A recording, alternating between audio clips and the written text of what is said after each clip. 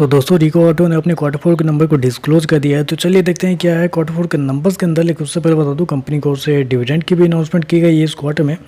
ज़्यादा बड़ा डिविडेंड नहीं है, 60 पैसे प्रति शेयर के हिसाब से कंपनी आपको डिविडेंड देने जा रही है। चलिए कंपनी का नंबर देख लेते हैं। डाटा क्रोज में तो देखिए पिछले क्वार्टर में 523 करोड़ के आसपास का कंपनी रेवेन्यू जनरेट किया था ऑपरेशन के थ्रू। पिछले साल 602 करोड़ के आसपास, जबकि अभी देखें तो कंपनी का रेवेन्यू 548 करोड़ के आसपास आपको देखना है। तो साल दर साल देखें तो साल दर साल कंपनी के रेवेन्यू के अंदर ऑलमोस्ट बोल सकते हैं 9% के आसपास की गिरावट आपको देखने को मिल रही है। वहीं अगर क्वार्टर क्वार्टर जाते हैं तो क्वार्टर क्वार्टर कंपनी के रेवेन्यू के अंदर 5% के आसपास की तेजी है। तो क्वार्टर क्वार्टर देखें तो कंपनी का रेवेन्यू बढ़ता हुआ देखने को मिल रहा है।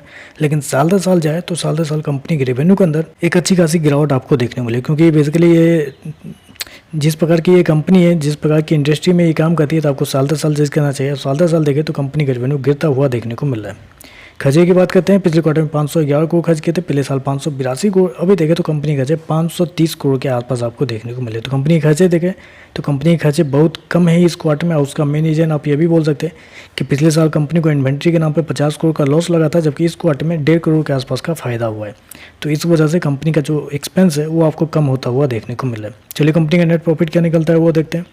तो देखिए पिछले क्वार्टर में 10.5 करोड़ के आसपास का प्रॉफिट था, पिछले साल 26 करोड़ के आसपास। अभी देखें तो गिर के 16 करोड़ के आसपास कंपनी का जो प्रॉफिट है वो आपको जाता हुआ देखने। तो साल दर साल देखें तो साल दर साल कंपनी के प्रॉफिट के अंदर भी बड़ी गिरावट आपको देखने मिले। ऑलमोस्ट बोल सकते हैं आप 40% के आसपास की गिरावट है साल दर साल कंपनी का प्रॉफिट के अंदर।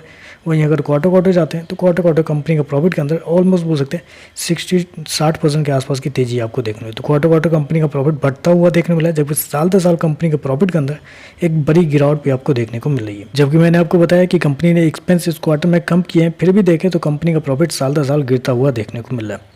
ईपीएस की बात कर लेते हैं। तो देखिए पिछले क्वार्टर में कंपनी का ईपीएस 0.74 के आसपास था, पिछले साल ₹1.91 के आसपास। अभी देखें तो ₹1.20 के आसपास आपको देखने को मिले। तो ओवरऑल अगर देखा जाए तो साल दर साल कंपनी के नंबर कमजोर आपको देखने को मिले। रेवेन्यू प्रॉफिट दोनों देखें तो आपको गिरता हुआ देखने को मिल रहा है।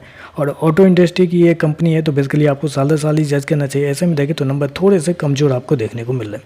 तो चलिए बस आज के लिए बस इतना है। वीडियो पसंद आए तो लाइक कीजिएगा, साथ में साथ चैनल को सब्सक्राइब जो कीजिएगा। धन्यवाद।